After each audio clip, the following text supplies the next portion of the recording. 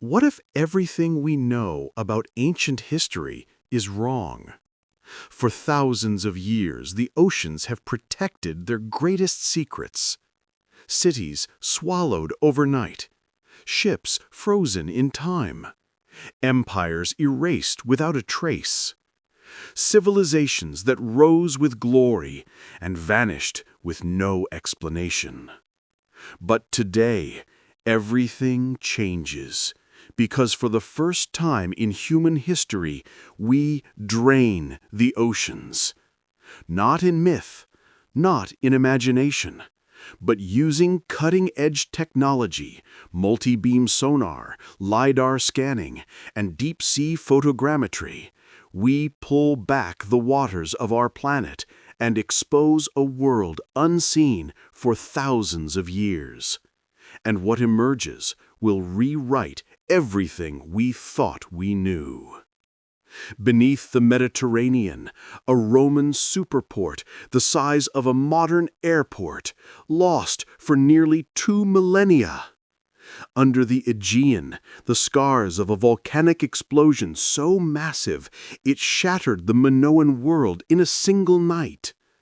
Deep in the Caribbean, Maya kingdoms hidden by jungle, surviving catastrophe through ingenuity, not collapse. Near the Baltic, a Viking sea barrier engineered to stop invading fleets dead in their tracks. And off the coast of Sicily, the remains of an ancient naval battle that changed the fate of Europe, its warriors still lying on the seafloor where they fell. The water hides nothing now. Every mystery rises. Every legend breathes again. This is not just a journey through history, but a descent into forgotten worlds, a race against time and nature itself, and a revelation of how close humanity has come again and again to losing everything. So prepare yourself. When the oceans drain, civilizations rise again, and their forgotten stories demand to be heard. Draining the oceans, opening the lost worlds. For thousands of years, the world's greatest civilizations have risen and fallen, leaving behind mysteries scattered across continents, buried under jungles, deserts, and deep beneath the oceans. For centuries, these secrets were lost, unreachable, untouchable, unseen. But today, everything changes, because now we can drain the oceans. With cutting-edge sonar, multi-beam mapping, LIDAR scanning, photogrammetry, and underwater robotics, archaeologists and scientists can peel back the layers of the Earth and reveal the past as it truly was.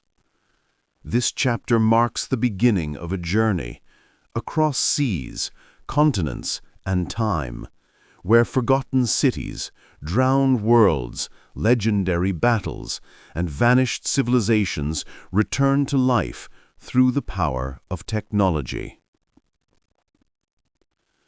A new age of exploration.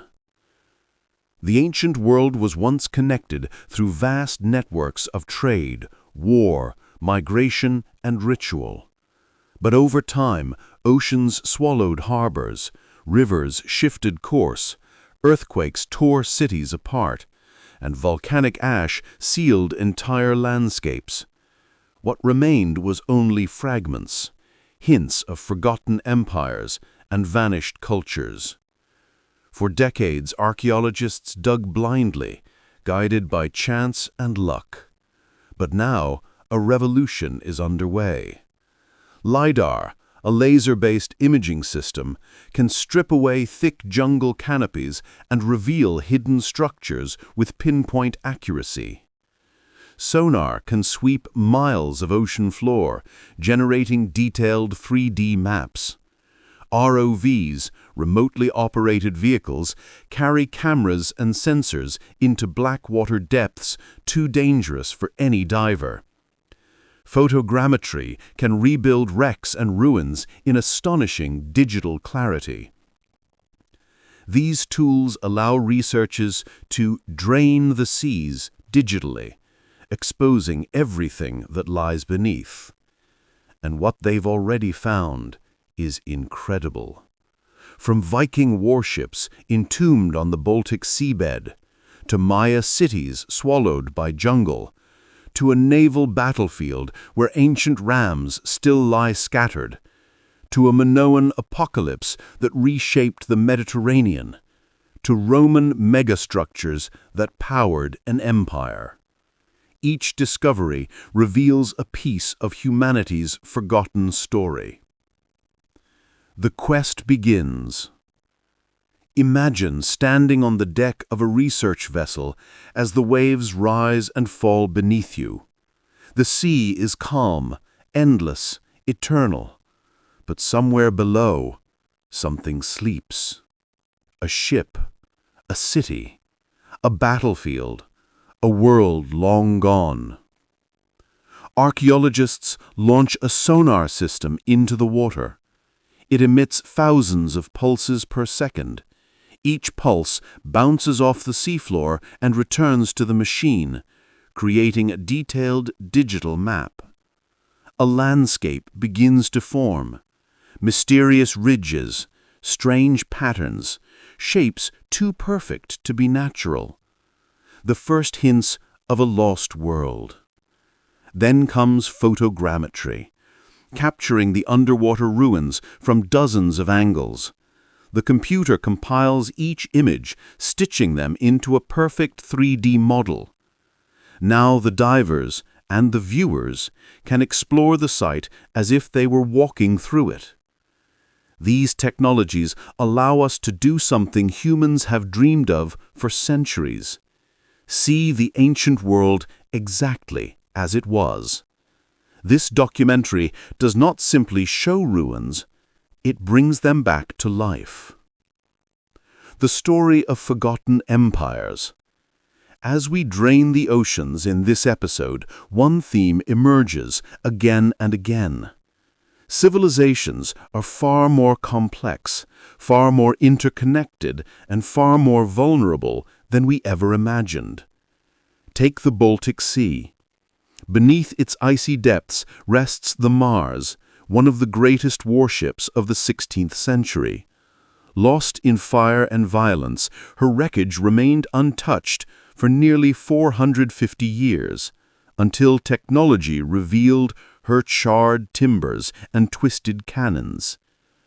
Move to the Americas, where LIDAR strips away the rainforest canopy and exposes entire Maya cities, palaces, pyramids, acropolises, hidden in plain sight. Beneath the ground, tunnels of stone and ceremonial caves guard skulls and offerings placed there over 1,000 years ago. Travel to the Mediterranean, where sonar reveals volcanic scars, tsunami deposits, broken harbors, and shipwrecks loaded with amphoras still sealed with ancient resin. Each site represents a moment, a frozen fragment of human history, and draining the oceans gives us a chance to reconnect them. A world shaped by catastrophe. As this mega-episode unfolds, another truth rises from the depths. Nature has repeatedly reshaped the course of human history. A volcanic eruption on Santorini obliterates a civilization. A tsunami destroys coastal forts. A drought pushes the Maya into ritual desperation. Earthquakes bring cities to their knees. A pyroclastic surge vaporizes entire towns in seconds. Beneath every archaeological site lies a story of survival or collapse. And by draining the oceans, we can witness these moments with unmatched clarity. We can watch a volcanic crater tear itself apart. We can see the ash layers that buried Pompeii. We can trace stone breakwaters shattered by tsunamis. We can study drowned ports that once fed Rome. The past becomes a living, breathing world again, full of motion, violence, ambition, and ingenuity. The threads that connect civilizations. The real magic of draining the oceans is that it shows the ancient world not as isolated cultures, but as a global network. The Minoans trade across the Mediterranean until a volcanic eruption ends it all. The Greeks sail wine amphoras across the seas. The Romans build colossal harbors using volcanic ash transported hundreds of miles. The Maya create cities, canals, and ritual landscapes tied to their environment. Scandinavians fight legendary naval battles over control of the Baltic. Each civilization influences the others, directly or indirectly. Trade spreads ideas. Disaster reshapes borders. Innovation creates power. War gives rise to new empires. And the oceans, far from separating civilizations, connected them. A new perspective on the past. By the end of this chapter, one thing becomes clear.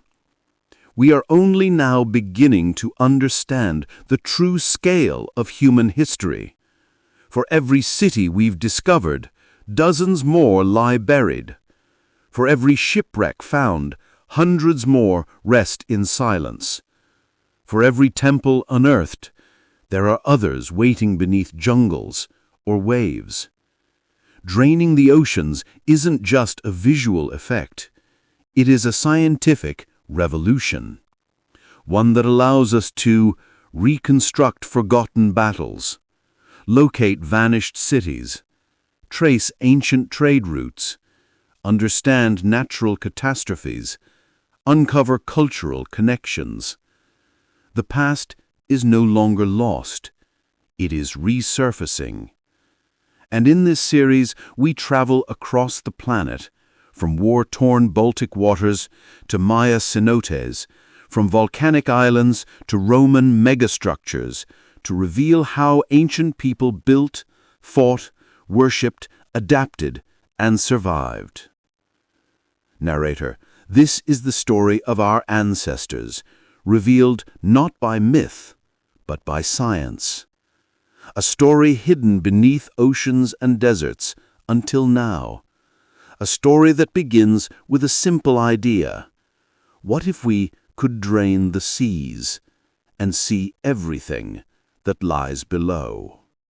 Viking Seas and the Tragedy of the Mars Warship. For centuries, the Baltic Sea has been a crossroads of power, its icy waters shaped by traders, warriors, kings, and empires.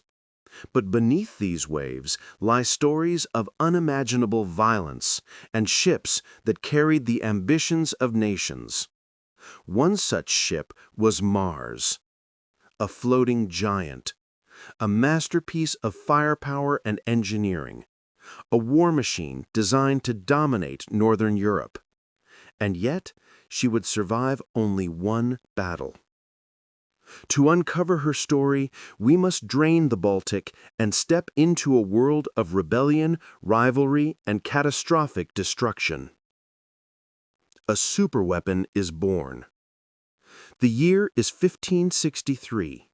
Europe is aflame with conflict.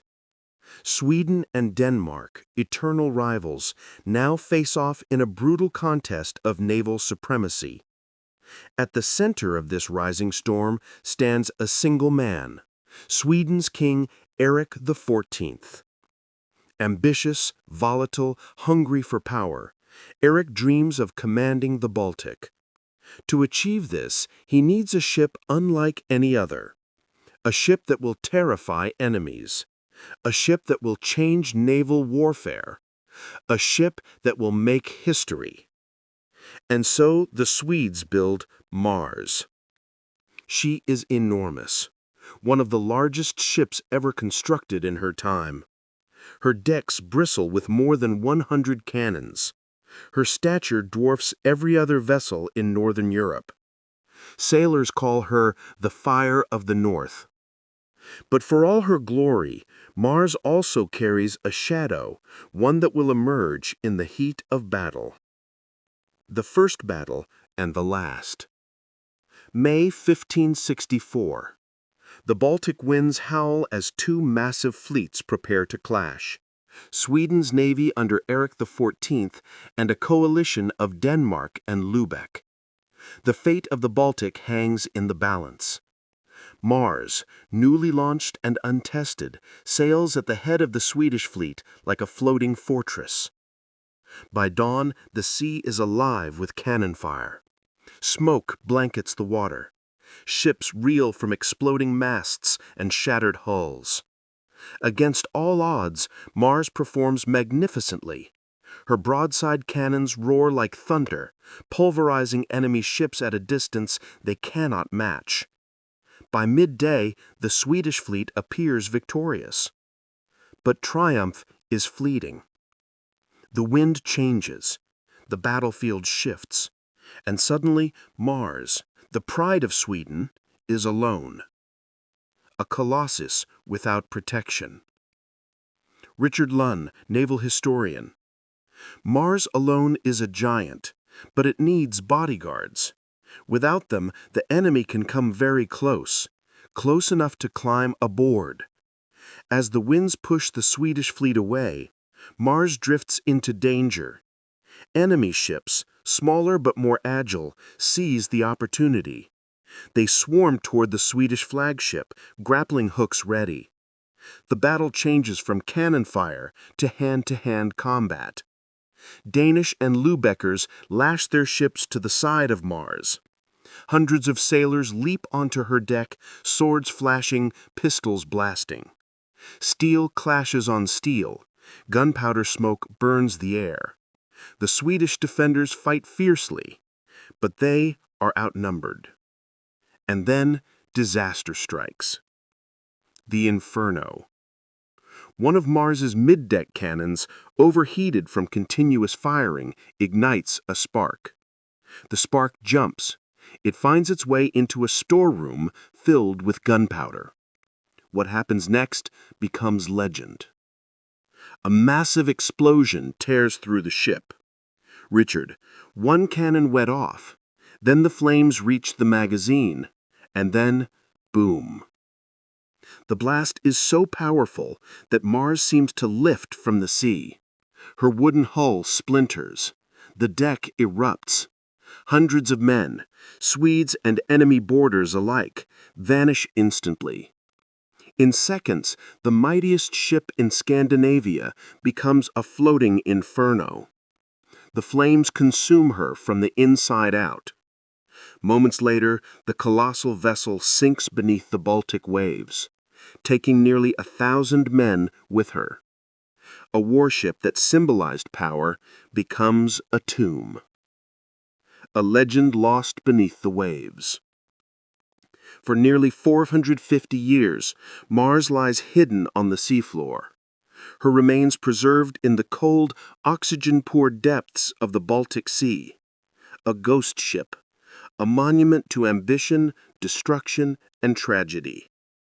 Decade after decade, searchers attempt to find her, but the sea guards her secrets. Until sonar technology and ROVs change everything.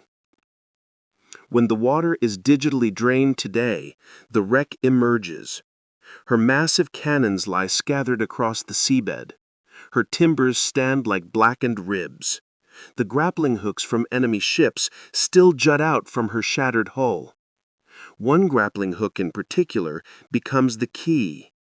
It is wedged deep into the wreckage. Its shape, its location, its iron composition all reveal something critical. This hook is not Swedish. It was thrown by the enemy in the desperate moments before the explosion. Proof of the brutal, chaotic boarding that took place during the final minutes of Mars's life. Around the wreck, divers also find personal objects: a wooden spoon, a shoe sole, fragments of clothing, a pistol still loaded. Each one whispers of a life cut short in fire and water. The sea that shaped nations. The sinking of Mars was not just a naval tragedy, it was a turning point in the Scandinavian struggle for supremacy. King Eric XIV's ambitions were shattered. Sweden's dominance faltered. The Baltic Sea, a gateway for trade, war, and empire, remained contested for decades. But Mars was not alone in the Baltic story. The same waters that swallowed her also hide Viking ships preserved in silt. Medieval trading ports scuttled warships forming underwater barricades. Ancient harbors buried underneath shifting sands. Every wreck, every ruin, every artifact tells a story of rivalry, exploration, and survival in the northern seas. A window into the past. Today, the drained Baltic gives us what no chronicle ever recorded. A clear, undeniable picture of warfare in the 1500s. We see exactly how ships engaged, how they fired, how they burned, how they fell. The wreck of Mars is more than a relic. It is a time capsule, a frozen moment from a day of terror, bravery, and catastrophe. And it reminds us of a larger truth. Even the mightiest machines of war are fragile against the forces of fate, whether wind, fire, or ambition. Beneath the silent waves of the Baltic lies a graveyard of ships, but none more haunting than Mars, the warship that dared to change history and paid the ultimate price. As we drain the oceans, her story rises again, not just of destruction, but of the human drive to build, conquer, and dream. And this is only the beginning. Portus, Rome's engine of empire. For 5 centuries, the Roman Empire stretched across continents, from the fog-shrouded forests of Britain to the sun-baked deserts of Africa, from the storm-swept shores of Spain to the fertile valleys of the Middle East. But Rome, the beating heart of this empire, had a weakness, a hunger, a colossal, endless appetite. By the 1st century AD, more than 1 million people crowded inside the city, more than any metropolis on Earth at the time. And every day, they needed to eat. This need threatened the very survival of the empire. If the grain ships stalled, if the harvests failed, if the ports choked with cargo, Rome would starve. Rome would riot. Rome would fall. To keep the empire alive, the Romans built something extraordinary, a colossal superport unlike anything the ancient world had ever seen. Its name?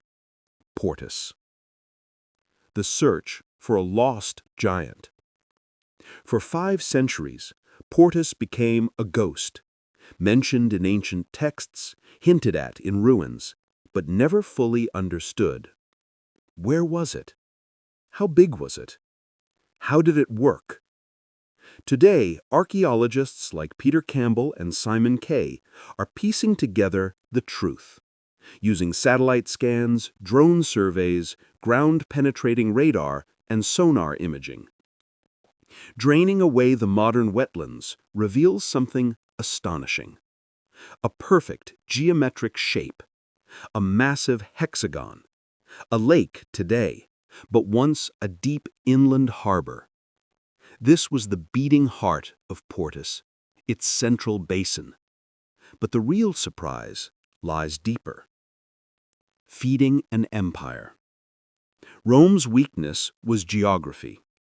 The city sat 15 miles inland, far from the sea, connected only by the twisting river Tiber, too shallow for large merchant vessels.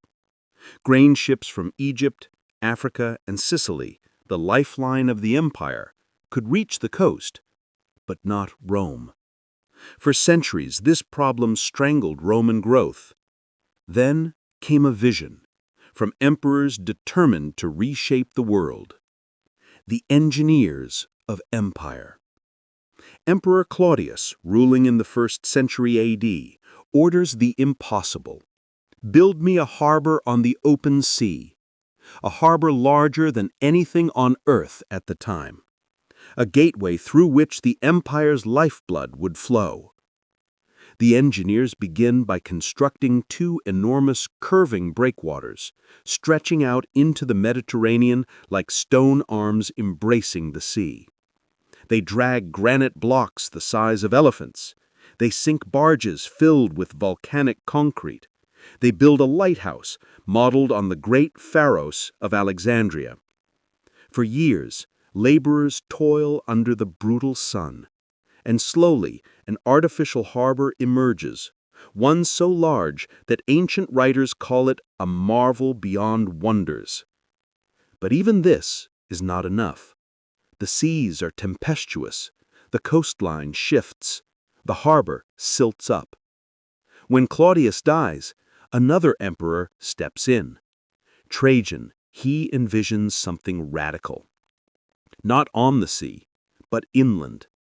A second harbor, connected to the first by man-made canals, shielded from storms, perfectly shaped for maximum efficiency. A giant hexagonal basin, 1,500 feet wide, able to hold over 100 merchant ships at once.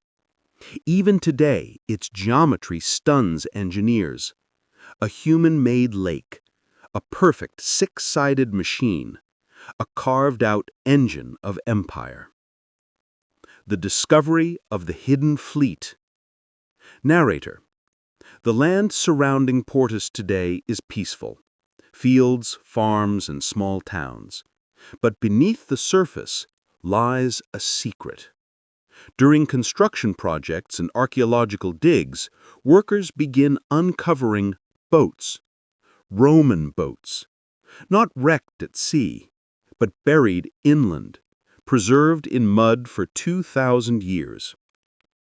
Archaeologists pull away layers of earth to reveal hulls still intact, flat-bottomed transport barges, river vessels, harbor shuttles, cargo carriers. One vessel is so pristine that its craftsmanship is still visible. The careful joinery, the curved planks, the reinforced ribs. This ship was never meant for the open ocean. She was built for the canals, the inland waterways of Portus. Evidence that the Romans used a massive cargo transfer system, moving grain from deep-sea ships to flat-bottomed barges that could travel up the shallow Tiber. A logistical masterpiece long before modern supply chains existed. The hidden water highway. With geophysical mapping, archaeologists uncover something incredible. Parallel lines beneath the earth, channels, waterways, artificial canals that once connected Portus directly to the Tiber. A Roman freeway of water, carved by human hands. Merchants arriving at Portus didn't unload at random. They followed a system. Ships entered through the outer harbor of Claudius, then passed into the sheltered hexagonal basin of Trajan, where they moored at numbered docking bays, 1 through 44. Mooring stones still lie there, some with numbers etched in Latin numerals. Beside them stand the ruins of giant storehouses, amphorae, designed to hold tens of thousands of tons of grain. These buildings were the lungs of Rome. They inhaled grain, they exhaled survival. Workers unloaded sacks of African wheat. Clerks recorded inventories on wax tablets. Soldiers guarded the stores day and night. From there, barges carried grain through the canals to the river, and up the Tiber into Rome, into the heart of the empire. The port that ruled the world. With Portus fully drained using digital reconstructions, the entire system unfolds like a living map. 1. The outer harbor. Massive breakwaters shield cargo ships from deadly storms. 2. The inner basin, hexagon, a precisely engineered machine for rapid unloading, storage, and inspection. 3. Warehouses and temples, a sprawling district of industry and religion, blending commerce with imperial ceremony. 4. The canal network, artificial arteries pumping grain and goods toward the capital. 5. Rome itself, fed, stable, and ready to rule. Narrator: without Portus, Rome would have collapsed under its own weight. It was not just a harbor. It was the empire's lifeline, its beating heart, the quiet engine that powered the Roman world. A legacy written in water. The Romans understood something vital. Control the sea, control the food, control the world. Portus was the physical expression of that philosophy, a monumental link between continents, cultures, and emperors. And even today, buried under fields and farmland, its ruins whisper a truth. Superpowers are not built on armies alone, but on infrastructure, logistics, and the ability to feed their people. Draining the waters around Portus reveals a forgotten marvel. Not a battlefield, not a palace, but a mighty machine that kept an empire alive. It is one of the greatest engineering achievements in human history, and one of the least understood. Until now. Caesarea Maritima, Rome's sunken crown jewel. The Mediterranean sun glints off the gentle waves along the coast of modern-day Israel, but beneath its bright surface lies the ghost of a forgotten wonder, a harbor so massive, so ambitious, and so technologically advanced that it pushed the very limits of ancient engineering. This was Caesarea Maritima, a city and seaport carved out of nothing but dreams, political ambition, and Roman ingenuity. But today, almost nothing remains above water. Its monumental breakwaters lie shattered along the seabed. Its once glorious entrance towers exist only as rubble. The colonnaded quays, statues, and lighthouses are buried beneath centuries of shifting sand. And the question that has haunted historians for generations: how did Rome build a harbor this enormous on a coastline of nothing but sand, and why did it vanish so quickly? To uncover the truth, we must drain the waters of the eastern Mediterranean and step back 2,000 years into the age of emperors, an era when Rome believed nothing was impossible. Beneath the waves, the first clues. Marine archaeologist Beverly Goodman, along with a team of underwater researchers, has spent years diving off the Caesarean coast, trying to make sense of the stones scattered across the seabed. At first glance, they look like natural reefs, shapeless, jagged blocks smothered in marine life. But as the divers look closer, patterns begin to emerge. Massive rectangular stones, too perfectly aligned to be random. Columns, fallen and half-buried, and deep in the sand, traces of wooden beams, preserved for nearly 2 millennia. Goodman realizes the truth. Nothing here is natural. Every stone, every block, every fragment was placed exactly where Roman engineers intended it. But how? And why here? To answer that, she turns to ancient texts. The Jewish Roman historian Flavius Josephus once described Caesarea Maritima as a harbor rivaling anything in Rome. He wrote of colossal entrance towers, monumental statues, luxurious promenades, and an offshore harbor so large that it could shelter an entire fleet during the worst storms. Yet today, the coastline shows no sign of such a marvel. The only explanation? The entire Grand Harbor must now lie underwater, draining the sea, revealing a lost giant. With sonar, Laser mapping, sediment coring, and underwater scanning, Goodman and her team pieced together the seafloor, transforming blurred shapes into a detailed blueprint of the ancient world. When the water digitally drains away, a shocking sight rises from the depths. Two colossal breakwaters, one stretching almost a third of a mile into the former bay, the other curving like the arm of a giant, form a massive oval basin. Around it lie clusters of fallen columns, shattered statues, and building foundations. This was not a minor outpost. This was one of the largest artificial harbors ever built in antiquity, covering more than 40 acres. A port created entirely by human hands, a testament to Roman ambition.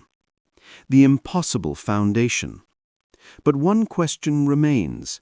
How did the Romans build massive stone structures on sand? Any normal foundation would sink. Any normal wall would collapse. And yet the Romans created a platform strong enough to carry monumental towers and withstand decades of battering waves. The answer lies not in stone, but in volcanic ash. As Goodman extracts deep sediment cores from the seabed near the ruins, she finds something unexpected, a mineral that does not belong in Israel, something born from fire far across the Mediterranean. Pozzolana, volcanic ash from Mount Vesuvius. The Romans shipped tons of this ash, over 1,000 miles to Judea. But why? Because when mixed with lime, water, and stone rubble, pozzolana transforms into something magical. Roman hydraulic concrete, the world's first concrete that could harden underwater. This discovery changes everything. Suddenly, Rome can build anywhere, even in the sea. Engineering on an unprecedented scale. Archaeologists now understand the construction process of Caesarea Maritima. Massive wooden caissons, giant waterproof boxes, were built on shore. These structures were then floated out to sea and positioned precisely. Once in place, workers sliced the bottoms open. Seawater rushed in, followed by thousands of pounds of liquid concrete. As the mixture met salt water, it hardened instantly, forming artificial bedrock. With hundreds of these concrete blocks, Rome created the foundations of a massive harbor where no natural harbor existed. This was innovation on a scale the ancient world had never seen.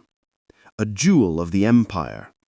With the foundations complete, workers built towering walls, marble promenades, and an entrance lined with statues of Roman gods and imperial symbols. Trade flowed in from Egypt, Greece, and Arabia. Ships carrying grain, spices, wines, and textiles passed through its gates. Wealth poured into Judea. Caesarea became a jewel of the empire, a glittering port city where Rome displayed its power on a remote frontier. Josephus recorded that the harbor rivaled Piraeus in Greece and the great ports of Italy itself. It was a symbol of Rome's dominance over land and sea. Collapse of a giant. So why did such an extraordinary structure fall? For decades, scholars debated whether earthquakes, neglect, or simple erosion destroyed the harbor. But Goodman's sediment cores reveal something far more dramatic. Between the natural sand layers are sheets of chaotic material, churned-up sediment, broken shells, shattered stone. These layers appear abruptly, violently, and correspond to around 115 AD. That date is no coincidence. Historical records describe a catastrophic event, a massive Mediterranean tsunami triggered by a powerful offshore earthquake.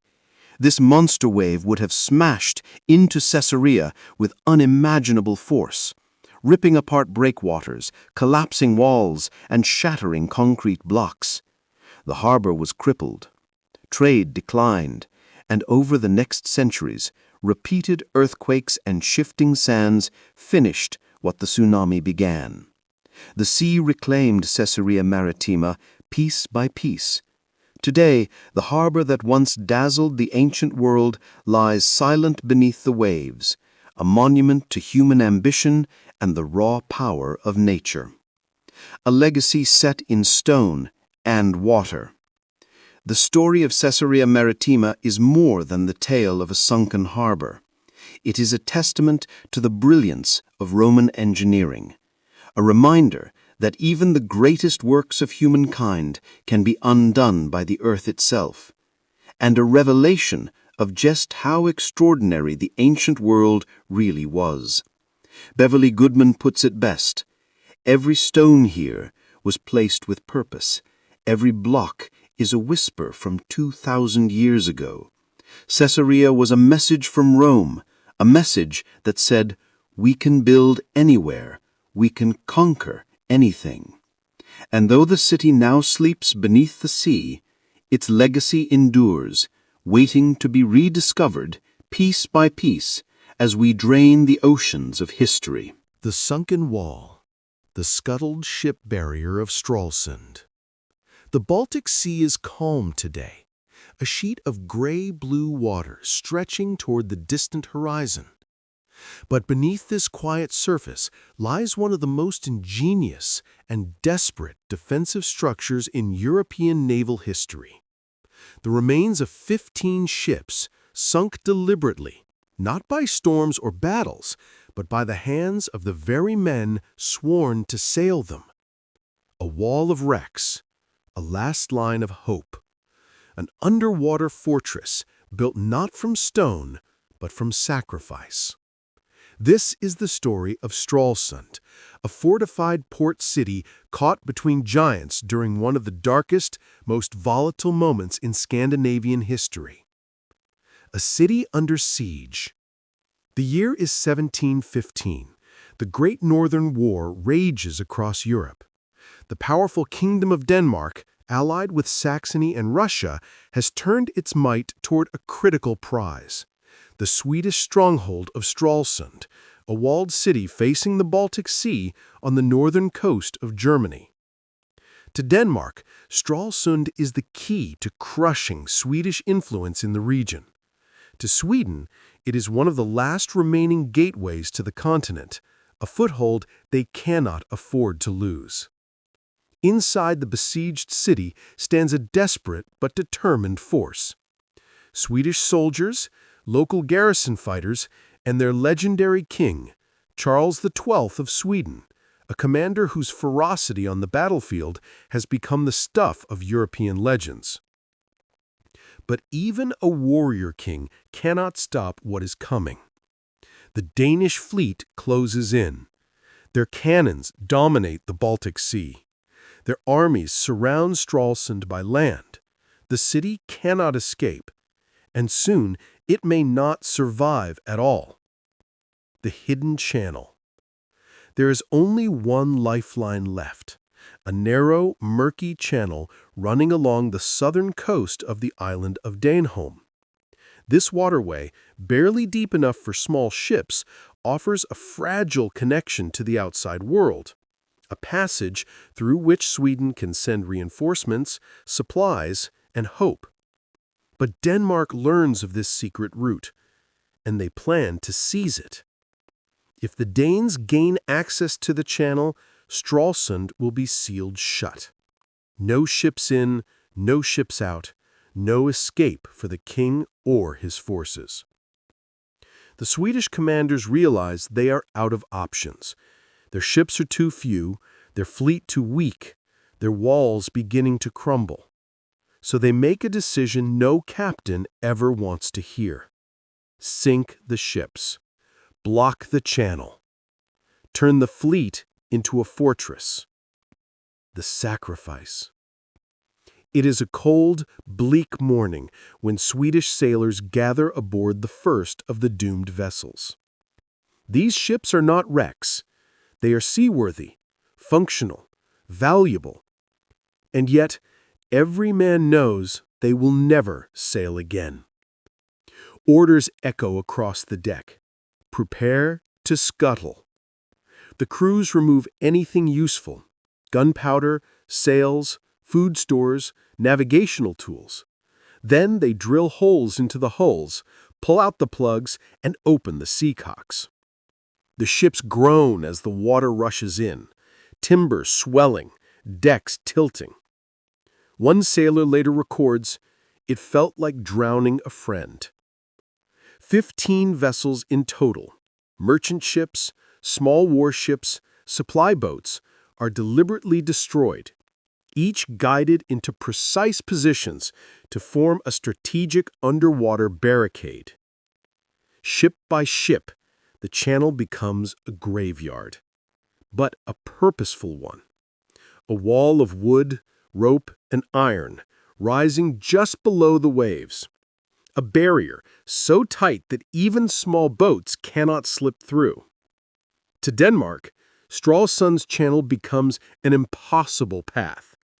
To Sweden, it becomes a lifeline of resistance. Lost beneath the Baltic Sea. For centuries, the location of this underwater barricade faded into memory. The war ended. Empires rose and fell. The Baltic Sea shifted and swallowed the remains. Historians knew the story from scattered documents, but no one knew exactly where the ships rested. That changed when marine archaeologists began surveying the seabed east of Stralsund. Using side-scan sonar, magnetometers, and diver-operated video systems, the team searched for unusual shapes buried in layers of silt. One by one, dark shadows began to appear in the sonar images. Long, narrow silhouettes, timber beams, keel lines, clusters of curved ribs forming ghostly frames. It was unmistakable. They had found them. The forgotten wall of Stralsund, preserved in cold, oxygen-poor water that slowed decay. Reconstructing the underwater fortress. When the digital reconstruction begins, draining the waters on a computer screen, the full brilliance of Swedish strategy becomes clear. The ships are not scattered. They are arranged like chess pieces. Some laid horizontally across the channel. Others sunk at angles to reinforce weak spots. A few stacked almost on top of one another to create height. All overlapping, forming a nearly impenetrable mass of wood, nails, and iron. The wrecks lie so close together that even modern divers struggle to maneuver between them. It is architecture through destruction. War by sacrifice. A masterpiece of desperate engineering. The Danish reaction. For the Danish Navy, the blockade is an infuriating surprise. Their ships approach the channel only to face a jagged forest of masts sticking out of the water. Any attempt to pass risks running aground or smashing hulls on hidden timbers. The Danes try cutting through. They try pulling wrecks apart with chains. They try blasting openings with cannon fire. But the structure is too complex, too dense, too well-positioned. The 15 sunken ships had become a single, unified barricade, stronger than any wall built on land. Denmark is forced to alter its strategy, buying time for the defenders inside Stralsund. A fortress buys time, but not victory. The scuttled barrier slows the Danish naval assault, but it cannot stop the inevitable. By the end of 1715, Stralsund finally falls after months of siege, famine, and bombardment. The city is captured. The Swedish garrison disperses. King Charles XII narrowly escapes through another route. But the barrier accomplishes what it was meant to do.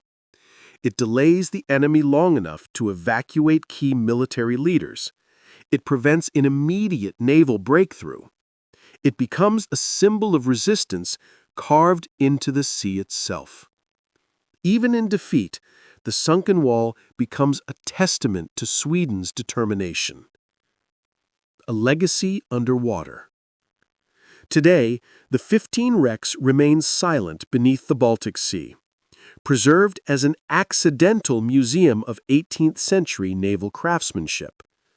Each hull holds stories, where carpenters hammered beams, where sailors slept in wooden berths, where soldiers loaded cannons, and where finally men drilled holes into the planks that would end their ship's life. They did not sink from storms. They did not sink from war. They sank because their sacrifice was the only hope of defending their city. And centuries later, their underwater wall still stands, a monument to a desperate decision frozen in the depths of the Baltic Sea. The lost Maya kingdom of Sak Tz'i, a civilization revealed by the jungle.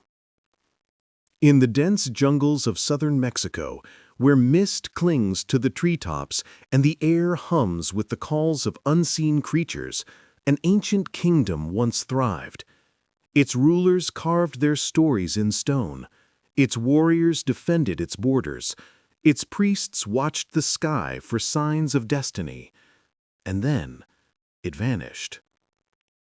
For centuries, Sak Tz'i, the White Dog Kingdom, lived only in rumor and fragmented inscriptions found scattered across the Maya world. The kingdom appeared frequently in ancient texts, yet no one could find its capital. It was a ghost, a place believed to exist, but always out of reach. Until now.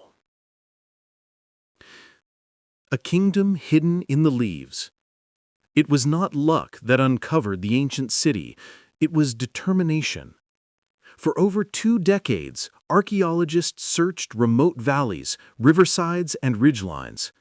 Local legends spoke of ruined stones hidden in cattle fields, of walls swallowed by vines, of mysterious mounds rising from the soil. Then, in 2018, a farmer approached research teams with a story. Unusual carved stones on his land. The team followed him and stepped into history. Rising from the jungle floor were monumental walls, terraces, plazas, and palace foundations. This forgotten site was finally confirmed as the ancient capital of Sak Tz'i, lost for more than 1,200 years. But this discovery immediately raised a haunting question. Why was such a powerful and well-recorded kingdom abandoned so suddenly? To answer that, archaeologists needed to look beyond the monumental center and search the wider landscape. LIDAR, peering through the jungle. The dense jungle canopy is both protector and thief. It guards ancient ruins, but also hides them from sight.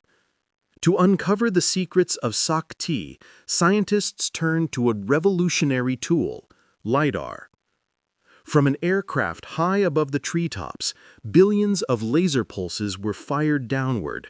They pierced through leaves, branches, and vines, bouncing off the ground below. When processed, the data revealed a stunning truth. The jungle peeled away, and a hidden kingdom emerged. Cities, causeways, terraces, agricultural canals, defensive walls, all illuminated in 3D. But there was something odd about Sak Tz'i. Most Maya cities, Palenque, Tikal, Calakmul, show dense settlements surrounding their centers. Thousands of homes extended for kilometers, creating sprawling urban landscapes. But Sak Tz'i did not. Within 1 kilometer, a strong city core. Beyond that, almost nothing. Why? The enigma of the empty hinterland.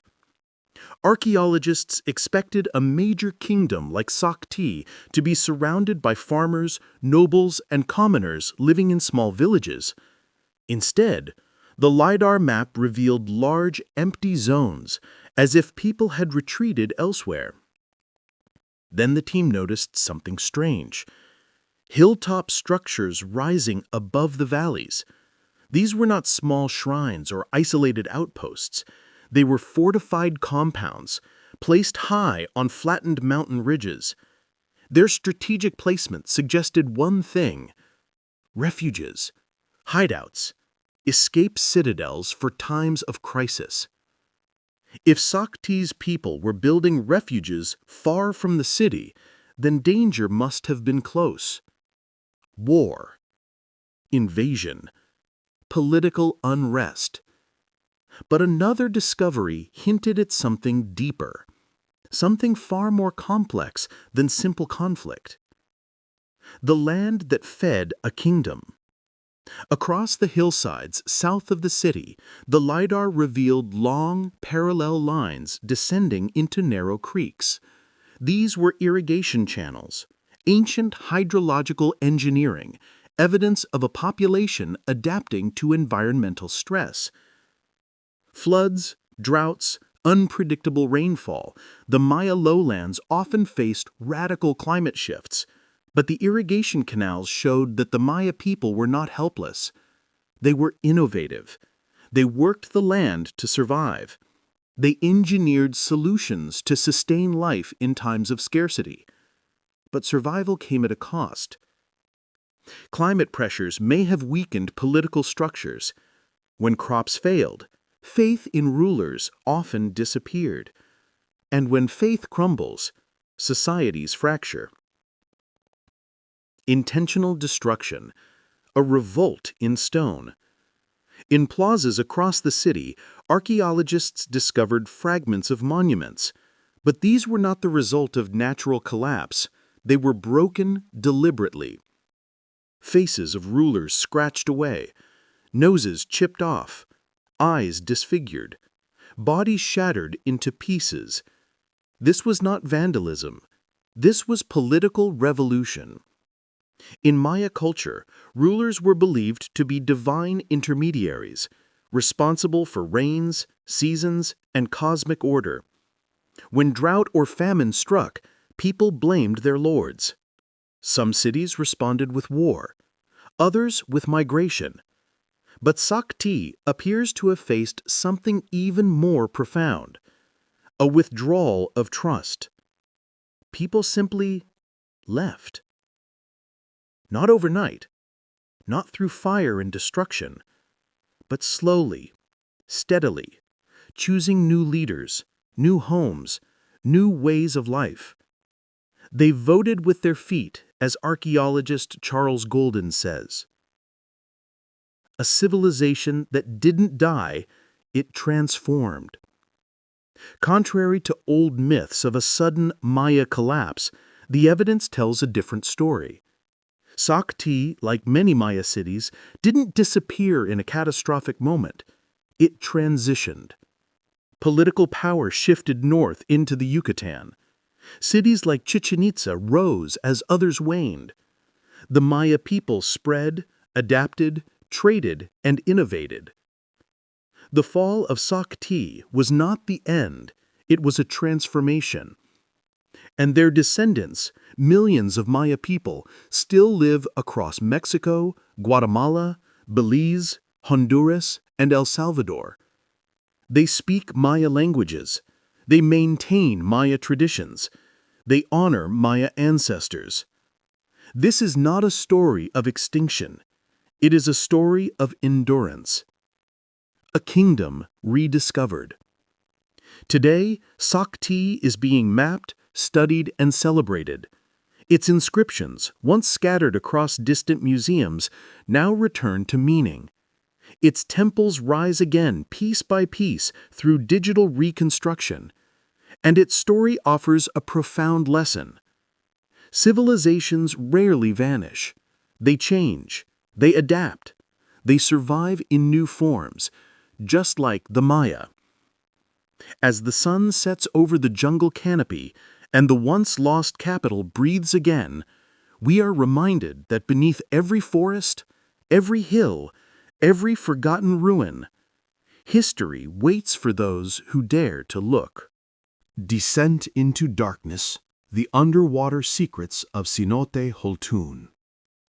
Beneath the sunlit temples of Chichen Itza, one of the greatest cities of the Maya world, lies a hidden universe, a place untouched by daylight, where stone drips like wax, water hangs in eternal silence, and the dead have slept undisturbed for more than 1,000 years.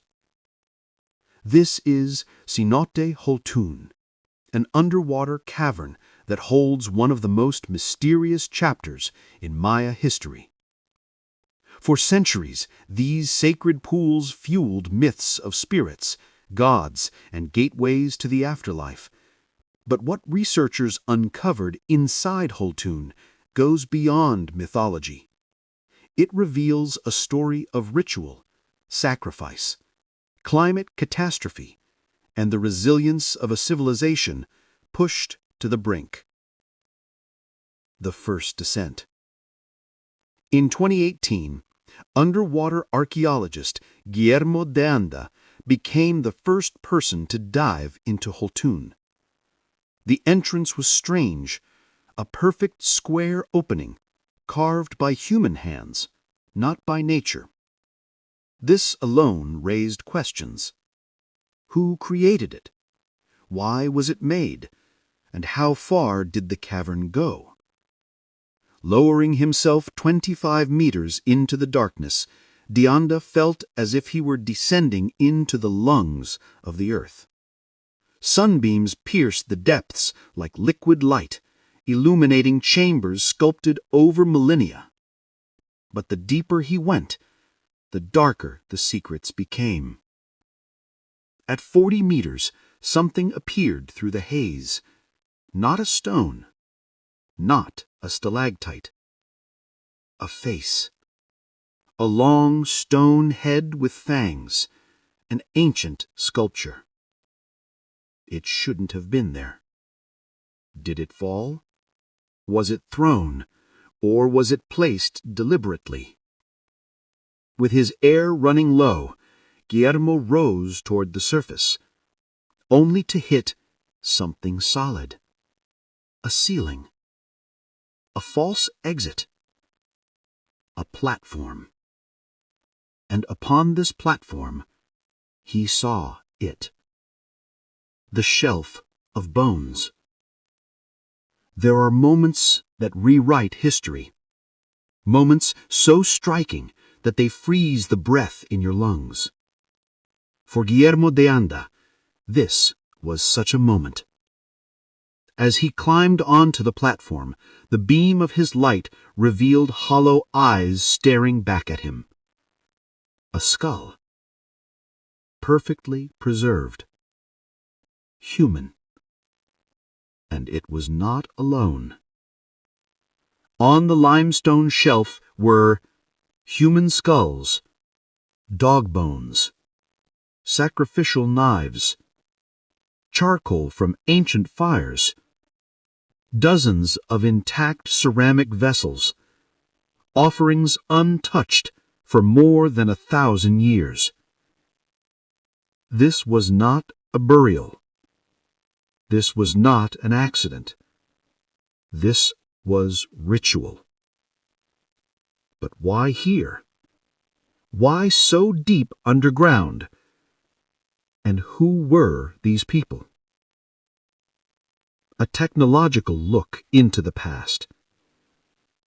Because the artifacts could not be removed, the team turned to photogrammetry, a method of creating 3D scans of every object.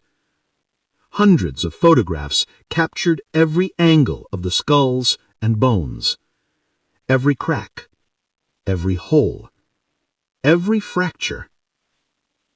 These digital models revealed something horrifying. The skulls had identical injuries. Deep, angular punctures in the back of the head and fractures spreading outward, like shattered glass. These wounds were not from falling, not from accidental trauma. They were blows, deliberate, precise, ceremonial. These individuals were sacrificed. The climate crisis that brought them here. Archaeologists began dating the ceramics found among the bones. The results pointed to a narrow time frame. The late 9th to early 10th century AD, exactly when the Maya world was struck by a devastating drought. Across the Maya lowlands, lakes dried up, crops failed, rivers disappeared, kingdoms fell, cities were abandoned. But the cenotes, the deep natural wells, still held water. The Maya believed these pools were portals to the gods. In times of desperation, they turned to them for salvation. Inside Holtun, Dianda found a critical clue: a stingray spine. These spines were used for blood-letting rituals, symbolic acts of sacrifice to request rain. Royal priests pierced their tongues, ears, and genitals with them. Finding one deep underwater, below today's water line, revealed a stunning truth. When the drought hit, the water level inside Holtun was much lower, low enough for priests to walk across the cavern floor. From there, they could place offerings and victims on the platform. This was not a random site. It was a drought shrine, a place where life and death were exchanged for rain.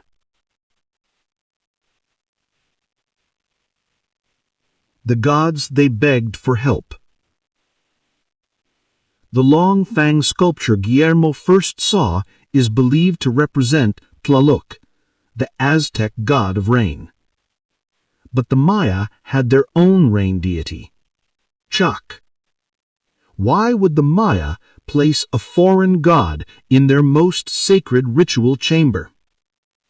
Because Chichen Itza, in its later years, became a powerful multicultural center, connected through trade routes reaching central Mexico.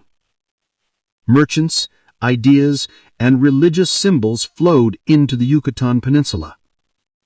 The Maya were willing to try anything to end the drought, including invoking foreign gods.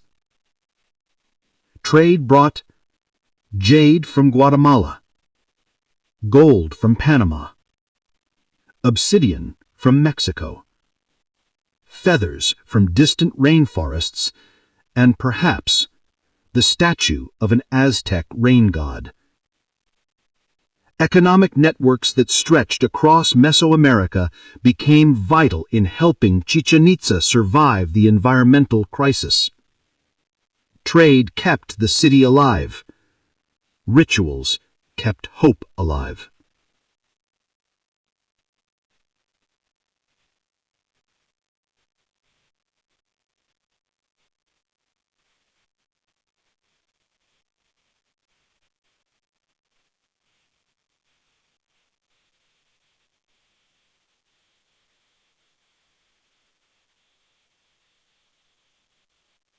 Pompeii and Herculaneum, the final hours of a doomed world. Beneath the shadow of a sleeping giant, life once flourished. Markets buzzed with voices. Bathhouses echoed with laughter. Streets rang with the clatter of sandals on stone. Pompeii and Herculaneum, two thriving Roman cities, sat at the foot of Mount Vesuvius. Their people lived ordinary lives: bread makers, merchants, enslaved workers, soldiers, mothers, children. None imagined that the mountain towering above them would one day erase their entire world in a single moment. This is the story of the day the sky fell, the story of how two cities met completely different fates, and how modern science finally decoded their last terrifying hours. A normal morning, until the earth trembles. It is 24 August AD 79. The sun rises over Campania. Fishermen cast their nets into the bay. Shopkeepers open their stalls. Vesuvius stands silently in the distance. Pompeii's amphitheater fills with chatter. The wealthy retreat to their gardens. Enslaved laborers carry water jars along narrow alleys. Children run through courtyards, chasing each other under laundry lines. Life is normal. Life is good. But beneath their feet, magma is rising. Pressure builds deep inside the volcano. The earth begins to tremble. Faint at first, then stronger. Romans are used to earthquakes. They shrug it off. Then, just after noon, the mountain explodes. The sky turns to fire. A column of ash, gas, and molten rock erupts 20 miles into the sky. Pliny the Younger, who watched from across the bay, would later write, "The cloud rose like a pine tree, branches of fire spreading across the heavens. The mountain roars like 100 thunderclaps. The ground shakes violently. Stones begin to fall from the sky. Pompeii is directly beneath the ash cloud. White pumice begins to rain down, fist-sized stones pelting rooftops, courtyards, and terrified citizens. People run through the streets, clutching blankets, sacks of valuables, children. Others shelter inside homes, believing the walls will protect them. They are wrong. The long night of ash. From noon until midnight, Pompeii is buried under more than 10 feet of pumice. Roofs collapse under the weight. Streets become impassable. Fire spreads through wooden balconies and upper floors. Inside a villa, archaeologists later find 2 bodies, a master and his servant, trapped in the corridors beneath a mountain of debris. Their final moments preserved forever. As the hours pass, the ash grows heavier. Air thickens with toxic dust. Breathing becomes a desperate struggle. But Pompeii's greatest horror is still to come. Herculaneum, a very different death. While Pompeii is buried in pumice, Herculaneum, to the west, is spared the initial fallout. The winds blow the eruption column eastward, away from the small coastal town. People in Herculaneum have time to flee. Many escape uphill towards Naples. Almost the entire population gets out. Almost. Some, about 300, rush to the shoreline and take shelter inside stone boathouses along the beach. They wait for rescue. But rescue will never come. Hours later, shortly after midnight, the eruption column collapses, and a pyroclastic surge, a hurricane of superheated gas, ash, and volcanic particles, races towards Herculaneum at 100 miles per hour. The first surge hits the city like a wall of fire. Temperatures exceed 500 degrees Celsius. Every living thing along its path dies instantly. Bones vaporize before they can fall. Brains boil. Skulls explode from internal pressure. When archaeologists later excavate the boathouses, they find skeletons frozen in positions of terror. Mothers clutching children, men shielding loved ones, slaves still shackled at the ankles. This is death at the speed of light. The second collapse, the beginning of the end. Shortly after midnight, Vesuvius releases another violent convulsion. A second pyroclastic flow rushes towards Pompeii, cooler than the one that destroyed Herculaneum, but still lethal. By now, those who remained in Pompeii are exhausted, terrified, and trapped. Many had survived the long reign of pumice only to face this final wave of destruction. It sweeps across the city in seconds. The heat kills instantly. Ash fills lungs, bodies collapse where they stand. As the flow cools, volcanic ash hardens around the victims like plaster. Over centuries, their flesh disappears, leaving hollow cavities. When modern archaeologists pour plaster inside these voids, the final haunting forms reappear.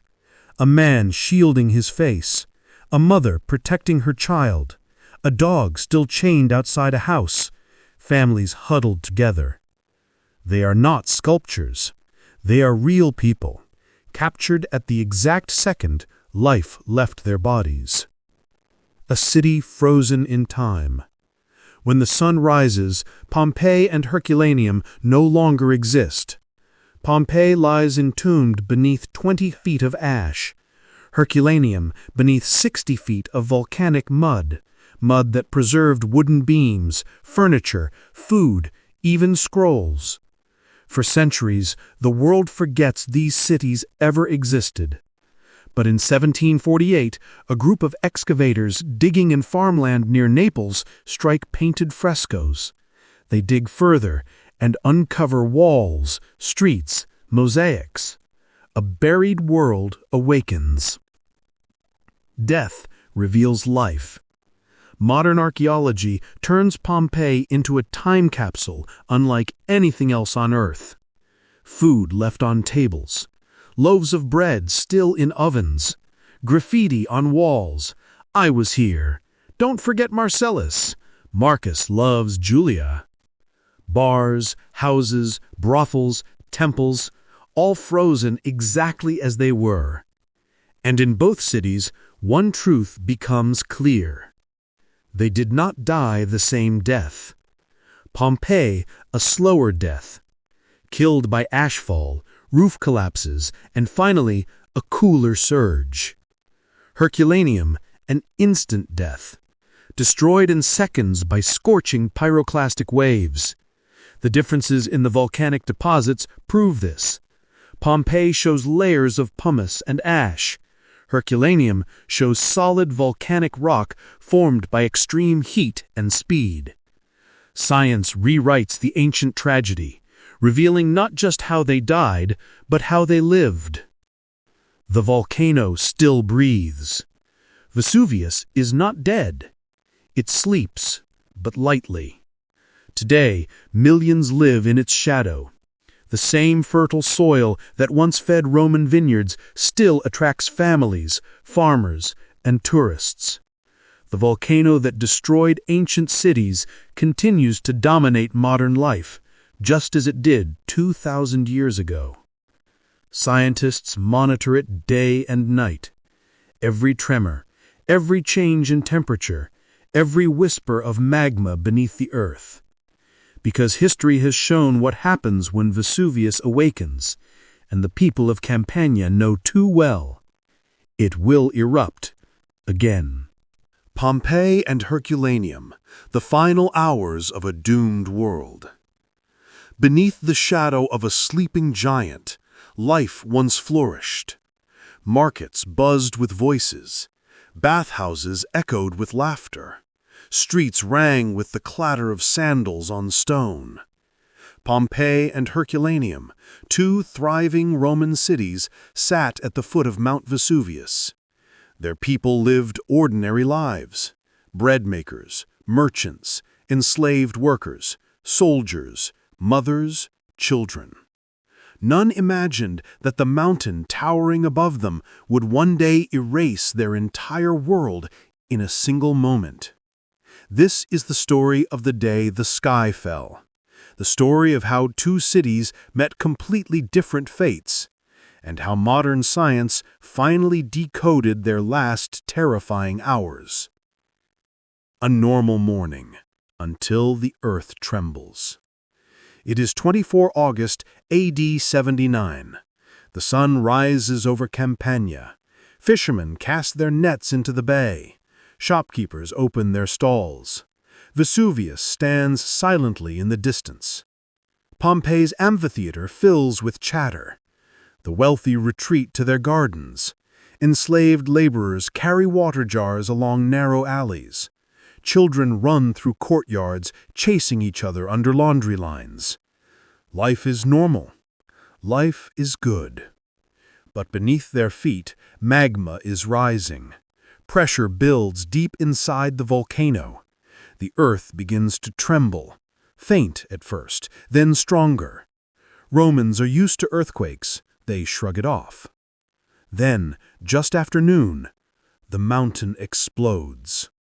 The sky turns to fire. A column of ash, gas, and molten rock erupts 20 miles into the sky. Pliny the Younger, who watched from across the bay, would later write, "The cloud rose like a pine tree, branches of fire spreading across the heavens. The mountain roars like 100 thunderclaps. The ground shakes violently. Stones begin to fall from the sky. Pompeii is directly beneath the ash cloud. White pumice begins to rain down, fist-sized stones pelting rooftops, courtyards, and terrified citizens. People run through the streets, clutching blankets, sacks of valuables, children. Others shelter inside homes, believing the walls will protect them. They are wrong. The long night of ash. From noon until midnight, Pompeii is buried under more than 10 feet of pumice. Roofs collapse under the weight. Streets become impassable. Fire spreads through wooden balconies and upper floors. Inside a villa, archaeologists later find 2 bodies, a master and his servant, trapped in the corridors beneath a mountain of debris. Their final moments preserved forever.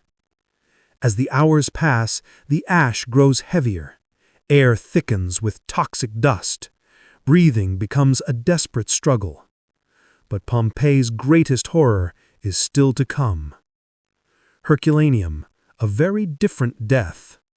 While Pompeii is buried in pumice, Herculaneum, to the west, is spared the initial fallout.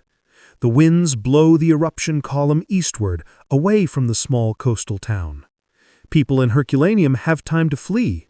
Many escape uphill towards Naples. Almost the entire population gets out. Almost.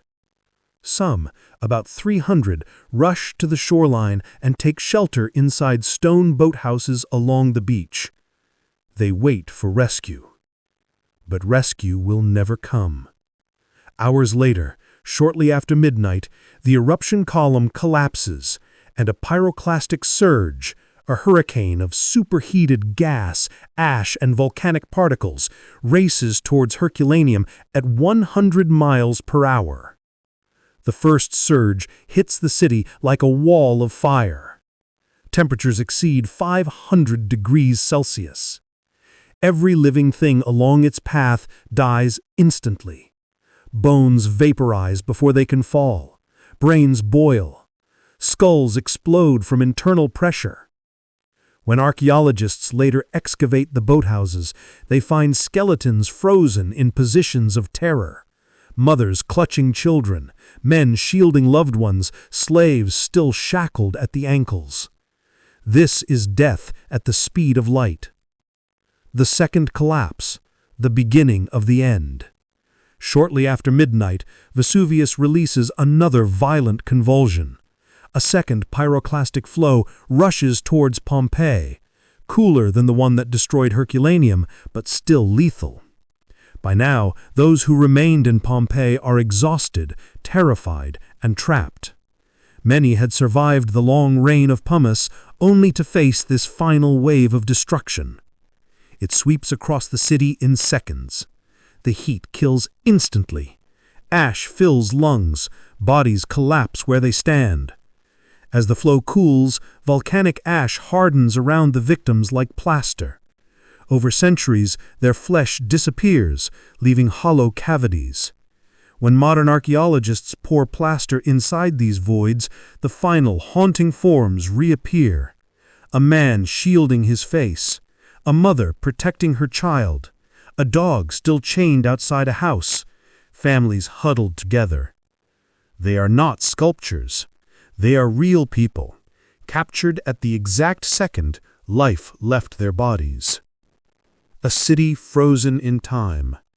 When the sun rises, Pompeii and Herculaneum no longer exist. Pompeii lies entombed beneath 20 feet of ash. Herculaneum beneath 60 feet of volcanic mud, mud that preserved wooden beams, furniture, food, even scrolls. For centuries, the world forgets these cities ever existed. But in 1748, a group of excavators digging in farmland near Naples strike painted frescoes. They dig further and uncover walls, streets, mosaics. A buried world awakens. Death reveals life. Modern archaeology turns Pompeii into a time capsule unlike anything else on Earth. Food left on tables, loaves of bread still in ovens, graffiti on walls. I was here. Don't forget Marcellus. Marcus loves Julia. Bars, houses, brothels, temples, all frozen exactly as they were. And in both cities, one truth becomes clear. They did not die the same death. Pompeii, a slower death. Killed by ashfall, roof collapses, and finally, a cooler surge. Herculaneum, an instant death. Destroyed in seconds by scorching pyroclastic waves. The differences in the volcanic deposits prove this. Pompeii shows layers of pumice and ash. Herculaneum shows solid volcanic rock formed by extreme heat and speed.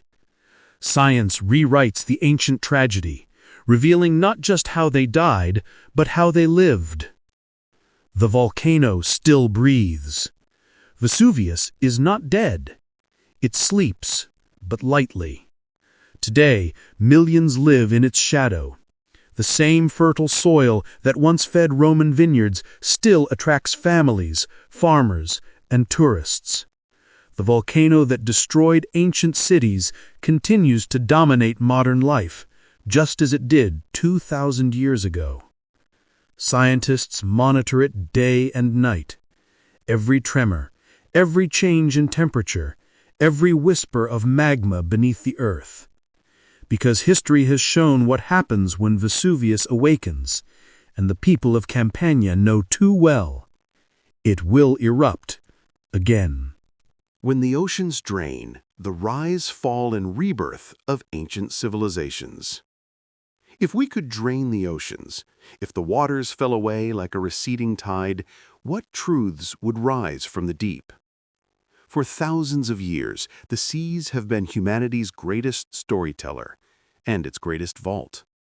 Empires rise beside shorelines, armies clash across waves, and entire civilizations vanish beneath the waterline, leaving behind nothing but whispers. Until now. Today, the waters fall, and the world's forgotten stories re-emerge. The world revealed. As the Mediterranean empties, as the Caribbean sinks to silence, as the Aegean drains into a pale, echoing void, the seafloor becomes a continent of memories. Here, buried beneath the silt, lies the truth of humanity's greatest triumphs and its darkest catastrophes. A Roman port the size of a modern airport. A Maya kingdom carved from jungle limestone. A Minoan world turned to ash in a single night. A Viking defense chain designed to halt an empire. A Roman pleasure city swallowed by a breathing supervolcano. All of them, each in their own time, believed they were eternal. But the oceans remember what mankind forgets. The sea as a library of lost worlds. The ocean floor is not empty. It is a museum, a graveyard, a vault, a battlefield, an archive of everything humans once dared to build. Drain the seas, and patterns begin to form. Connections between worlds that never met, separated by thousands of miles, yet united by one truth. Every civilization must face the forces of nature, of time, and of their own choices. We see it clearest in the Mediterranean, the sea that empires fought to control. Rome called it Mare Nostrum, our sea, but it was never truly theirs. The empires of the deep. The Minoans, the people who feared nothing but the sea. On Santorini's drained caldera floor, black volcanic scars form vast rings, the fingerprints of one of the largest eruptions in human history. Pyroclastic flows race outward, mile after mile, frozen in time. This was the eruption that shattered the Minoan world, a society that danced with bulls, painted with colors brighter than the Mediterranean sky, and traded across every coast of the Aegean. When the seas drain, we finally see what destroyed them: a chain of undersea ridges and terraces carved by an explosion 4 times stronger than Krakatoa. The Minoans disappeared, not from weakness, but because nature itself reshaped the world beneath their ships. The Maya, survivors of climate, collapse, and conflict, cross the Atlantic, and the drained jungles of Mexico reveal something else: the lost Maya kingdom of Sak Tz'i, its temples rising from the forest floor like the ribs of a long-dead beast. For centuries, the Maya were told through the myth of a sudden catastrophic collapse. But LIDAR scans of dried riverbeds, abandoned terraced fields, and refuge fortresses high above the city tell a different truth. The Maya did not collapse. They adapted. They moved. They survived. The water recedes, and so do the lies. The Greeks, the explorers of the wine-dark sea. Near Cyprus, the drained seabed reveals the skeleton of a Greek merchant ship. Hundreds of Chian amphorae lie stacked like the ribs of a great beast. They once carried sweet wine, the luxury that fueled symposiums, trade routes, and cultural revolutions. This ship never reached its destination. It sank in a storm, a reminder that even the greatest sailors of the ancient world were at the mercy of the sea they revered. Yet from their shipwrecks rise a truth. The Greeks spread their ideas, geometry, democracy, philosophy, across water. The sea was their messenger. The Romans, masters of ports, harbors, and power. Drain the waters around Italy, and you reveal something that rewrites everything we know about the empire. Portus, a hexagonal harbor so vast and so precise that even today it seems impossible. Built by emperors, powered by slave labor, protected by massive curved seawalls, connected to Rome itself by artificial canals. It was the beating heart of the empire, the reason 1 million Romans had bread, wine, oil, and security. Roman engineering did not just build roads, it built a system of logistical supremacy unmatched until modern times. Yet the oceans also reveal their excess. Baiae, the underwater Las Vegas of the Caesars, submerged by a volcanic landscape that still rises and falls today. Here lies Rome's forgotten lesson. For all their power, even emperors could not command the earth beneath their feet. The Vikings, defenders of their world. Far to the north, the Baltic drains to reveal a strange chain of sunken logs and wooden spikes. At first glance, they are nothing. But from above, they form a barrier, a line of sharpened beams stretching across the sea. The Viking-era defense wall of Stralsund, designed not to conquer, but to resist. A reminder that not all power is measured in empires. Sometimes, survival itself is an act of greatness. The pattern of civilization. The drained seafloors reveal a pattern shared by all ancient peoples. 1. Water gives life. Civilizations rise where rivers flow, where seas allow trade, where harbors form naturally. 2. Water takes life. Tsunamis erase cities. Volcanoes poison skies. Floods end dynasties. Drought starves kingdoms. 3. Water preserves life. Shipwrecks freeze time. Underwater cities protect mosaics and marble frescoes untouched for millennia. Cenotes hold bones, sacrifices, and ancient secrets. 4. Water erases life. Ports sink, temples vanish, kingdoms crumble into mud and silt. And then, for thousands of years, nothing. Until we drain the oceans. Until we see. The final revelation. What the drained oceans reveal is not destruction, but continuity. Civilizations do not vanish, they transform. The Minoans become myths that shape Greek identity. The Maya endure as thriving descendants with living languages. Roman engineering defines cities across Europe and beyond. Greek ideas shape every modern democracy. Viking resilience becomes the blueprint for navigating harsh worlds. The sea buries, but it also protects. And now, with scanning, sonar, LIDAR, and deep-sea technology, we are finally reading the pages of history that water has hidden from us. The oceans rise again. As the final waters rush back, filling canyons, swallowing plazas, reclaiming the skeletons of ships and cities, one truth remains. Civilizations are not judged by their fall, but by the stories they leave behind. And the oceans have kept those stories safe, waiting, silent, patient, until humanity learned to listen. The oceans will rise again, but now we know what lies beneath. What if everything we know about ancient history is wrong? For thousands of years, the oceans have protected their greatest secrets. Cities swallowed overnight, ships frozen in time, empires erased without a trace, civilizations that rose with glory and vanished with no explanation. But today, everything changes, because for the first time in human history, we drain the oceans.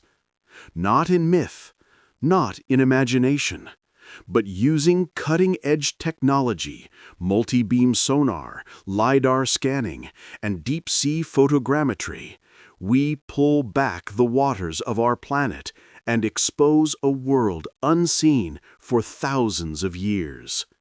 And what emerges will rewrite everything we thought we knew. Beneath the Mediterranean, a Roman superport the size of a modern airport, lost for nearly 2 millennia. Under the Aegean, the scars of a volcanic explosion so massive it shattered the Minoan world in a single night. Deep in the Caribbean, Maya kingdoms hidden by jungle, surviving catastrophe through ingenuity, not collapse. Near the Baltic, a Viking sea barrier engineered to stop invading fleets dead in their tracks. And off the coast of Sicily, the remains of an ancient naval battle that changed the fate of Europe, its warriors still lying on the seafloor where they fell. The water hides nothing now. Every mystery rises. Every legend breathes again. This is not just a journey through history, but a descent into forgotten worlds, a race against time and nature itself, and a revelation of how close humanity has come again and again to losing everything. So prepare yourself. When the oceans drain, civilizations rise again, and their forgotten stories demand to be heard.